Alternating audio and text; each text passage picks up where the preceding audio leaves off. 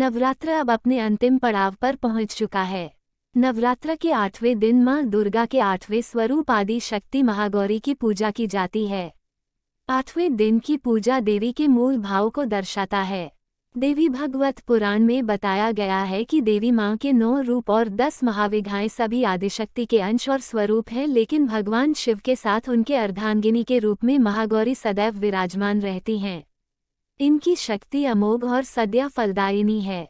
महागौरी की पूजा मात्र से भक्तों के सभी पाप धुल जाते हैं और वह व्यक्ति अक्षय पुण्य का अधिकारी हो जाता है।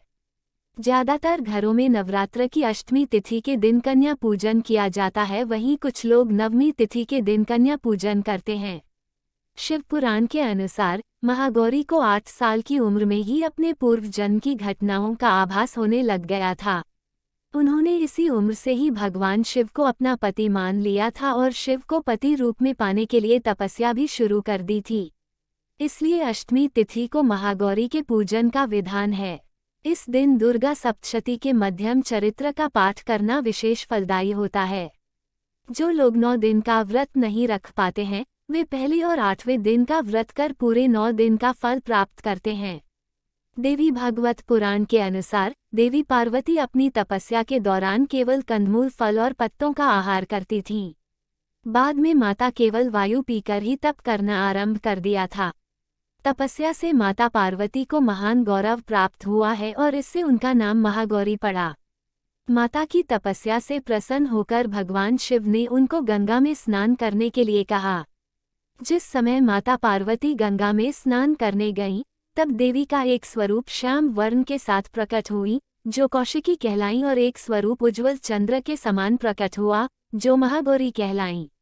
मां गौरी अपने हर भक्त का कल्याण करती हैं और उनको सभी समस्याओं से मुक्ति दिलाती हैं।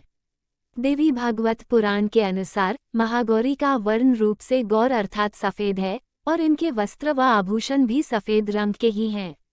मां का वाहन वृषभ अर्थात बैल है, जो भगवान शिव का भी वाहन है। मां का वाहन सिंह भी है। मां का दाहिना हाथ अभयमुद्रा में है और नीचे वाले हाथ में दुर्गा के शक्ति का प्रतीक त्रिशूल है। महागौरी के ऊपर वाले हाथ में शिव का प्रतीक डमरू है।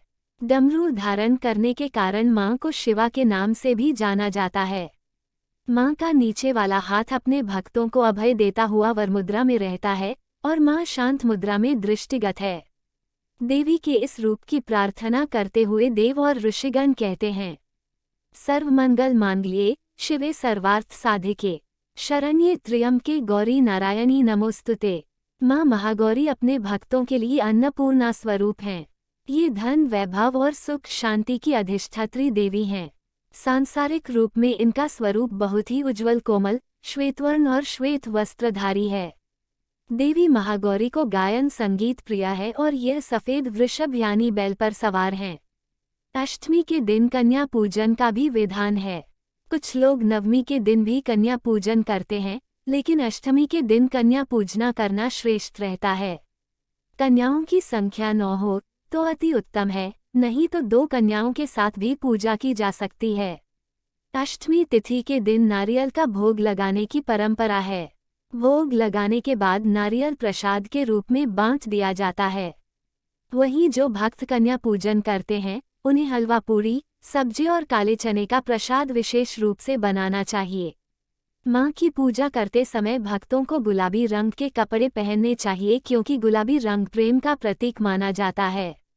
अष्टमी तिथि पर महागौरी की पूजा का विधान भी बाकी दिनों की तरह ही होता है।